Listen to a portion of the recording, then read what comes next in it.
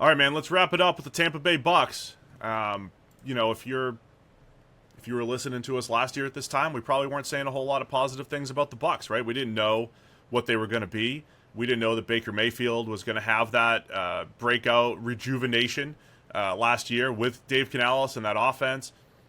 They started out slow, 2-7, but they end up going 9-8, winning the division, winning a playoff game against the Eagles. So, by all accounts, really successful 2023 season for the Bucks. And now the question is, can they build upon it, right? Canales is off to Carolina. Liam Cohen comes in after going back and forth between the Rams and Kentucky over the last few years. So Cohen's got really good experience with that McVay system. Looking forward to seeing what Baker Mayfield can do now that maybe there's expectations on him. As former big-time Baker believers, Sam, we've been burnt, right? Every time it's like, all right, he's turned the corner, it's time. And then he disappoints you. And then you were out on him. You quit Baker Mayfield, but he looked really good last year on that playoff run. He did. He looked good. I'm still not ready to completely buy into Baker Mayfield. I still think there's absolutely a risk that we get a regression this year. Unfortunate for them losing Canales. Not much they could have done about it, obviously. I think Liam Cohen is a good guy to kind of bring in to offset that. It's a new system for Baker Mayfield, but it's one that he's been in before. It's not like he's learning a completely new system. And at this stage, he's been in so many systems in the NFL that there can't be that many systems out there that he hasn't already had previous experience in. So we've reached the critical mass that it almost doesn't matter what kind of system you bring in. Baker's been in it before at this stage. But their offseason was about, I think, keeping a lot of their players intact. Obviously, Mike Evans was potentially a free agent. They kept him around. They now have that receiving group in really good shape. Mike Evans, Chris Godwin, Trey Palmer, the deep threat from last year. Jalen McMillan, a rookie who's been getting rave reviews as a possession type of slot receiver. That's a really good group to work with for Baker Mayfield. And an offensive line that improved last season. Tristan Wirfs at left tackle anchoring the group. The thing is there for Baker Mayfield to back up last season's success, but it doesn't mean he will. Yeah, so from a receiver standpoint, I think they probably needed to add Jalen McMillan, who is tearing it up at camp, to have a more dependable, true slot receiver, to go with Chris Godwin and Mike Evans, and it helps future-proof the roster a little bit as Godwin's making $20 million a year in the last year of his deal. Maybe allows Trey Palmer to be the deep threat there. So they have the pieces, again, assuming I think they're going to throw more receivers out there maybe than they did last year, more 11 personnel, 3 wide and 1 back. Offensive line-wise, we always question the move from right to left tackle and vice versa, but it worked for Tristan Wirfs. At left tackle, it worked putting Luke Gedeke, who was overwhelmed at guard as a rookie, and pushing him back out to tackle, and he filled in at right tackle. He did a nice job as a starter at right tackle. They draft Graham Barton at center, and he looked excellent in his preseason debut. Barton and Cody Mock, if they can get the most out of those guys, now we're talking an offensive line that looks much improved. And remember, this line struggled getting movement at the point of attack. And Barton, look, we have one preseason game of action under his belt here. By the time you listen to this, maybe there's 2 or 3. Maybe things have regressed. But Barton was one of those rare mauling type of left tackles in college, and it looked like he's able to carry that over to center. I think this might be the best run blocking unit the Bucs have had over the last couple of years. So I kind of like the offense for Baker Mayfield, as you mentioned. Rashad White did a pretty nice job as a feature back. They bring in Bucky Irving to take some pressure off him. So I really like the way the offense is constructed, and they've kind of gotten it back on track post-Tom Brady era. No, I think that offensive group is definitely there to be a good team again. We'll see how Baker does in this offense again. Dave Canales did a fantastic job with him, but this is a group that should be solid. Defensively, I feel like the story of the NFC South is questionable pass rushers. And, right. The Bucs having Shaq Barrett leave in the offseason and then eventually retire. I mean, they're relying on Joe Tryon-Shoyinka, who they turned down his 5th-year option as a former first-rounder. Yaya Diaby, who had a lot of sacks last year, didn't have a lot of just one-on-one pure production dominance as a pass rusher. They bring in Chris Braswell as a second-round pick out of Alabama. They have questions rushing the passer. Now, it's a blitz-heavy scheme. It's Todd Bowles. He likes to get after it, but I don't know if they have a whole bunch of true one-on-one winners on the outside. No, definitely. And even inside, it's inconsistency. Vita Vea, his highlight reel is phenomenal, but he's not as consistent as some of these other like truly special defensive tackles out there, guys that have that kind of physical skill set. And then Kalijah Kancey, the rookie from a year ago, this guy that his physical profile was almost identical to Aaron Donald, but he doesn't have Aaron Donald's technique, Aaron Donald's hand placement, Aaron Donald's ability to shed blocks. His arms are a little shorter than Aaron Donald, and that doesn't help when you're already an undersized guy. So Kancey's got burst, he's got explosiveness, he's got speed, but does he have the ability to, number one, hold up in the run game, and number two, consistently sort of defeat blocks rather than just rely on his athleticism and speed at this level? He needs to sort of develop in year two, because he was productive year one, but was a real liability against the run, and not as productive as you would want to see for somebody that you keep out there every single down. The biggest question mark for me, Sam, I'm going to just jump to my key position.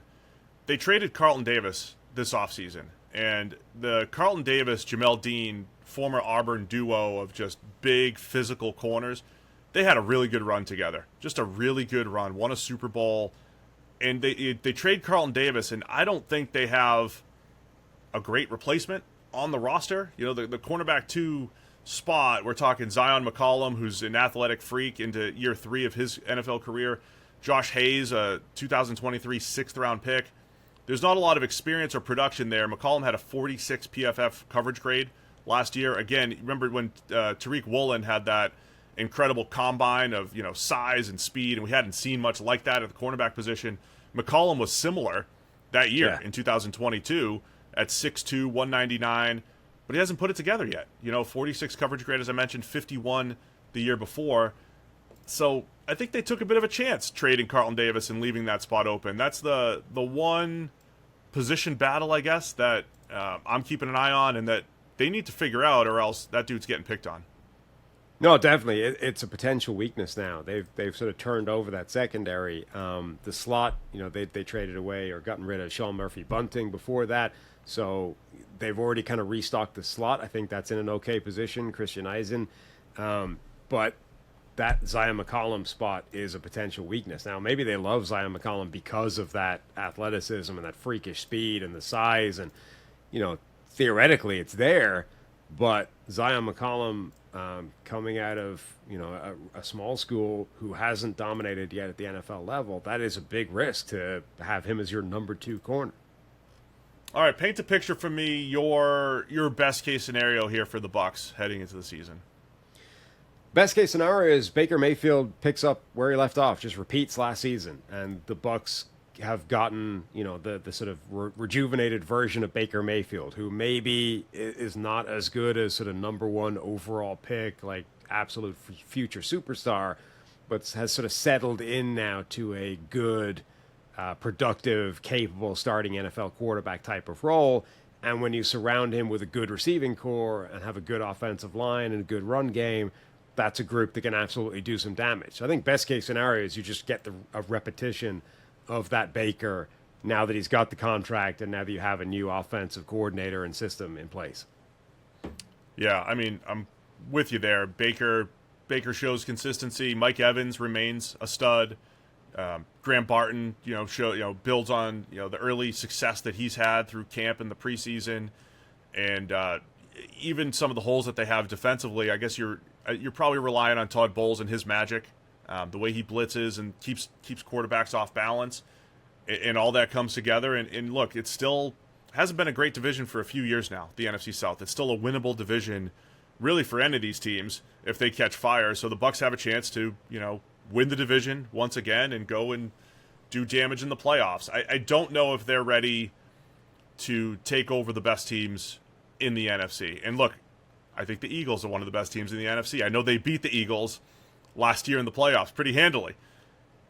But I think that was different circumstances where the Eagles were just absolutely reeling from what was happening internally. I'm not sure the Bucs are ready to take that next step, and so they'll have to figure that out, I think, this offseason.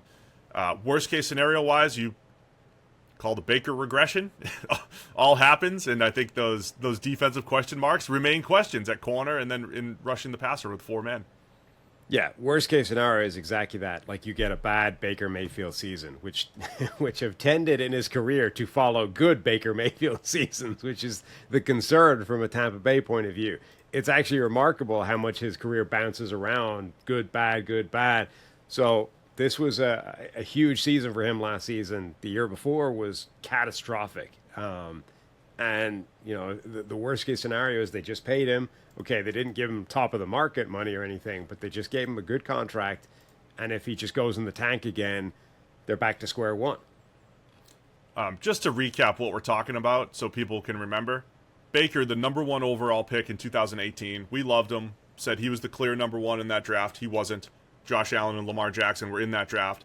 But he looked like a star year 1. He was the best quarterback in that class as a rookie. Regressed in 2019. Pass blocking wasn't as good, but he regressed. 2020 has an excellent season after a slow start. One of the best quarterbacks in the NFL after week 7. They win a playoff game against the Steelers. It's like, all right, he's figured it out. 2021 gets injured, plays through a shoulder injury after week 2, has the worst PFF grade of his career to that point, makes no sense in line with everything else. And all the while, as his supporting cast seemingly got better, he got worse. As it looked like maybe the supporting cast wasn't as good, nothing made sense, right? He got better. And then disastrous times with the Rams, with the Panthers. But he also had one of those, like, I didn't even know the playbook and got off the plane and won a game with the Rams comeback, right? So it was just this roller coaster ride culminating in last year, you know, winning a playoff game and doing a nice job for the Bucs. So to say that you know what you're going to get from Baker Mayfield, you're lying. You're lying. There has not been a 2-season stretch of consistency in Baker's career, and we're heading into year 7.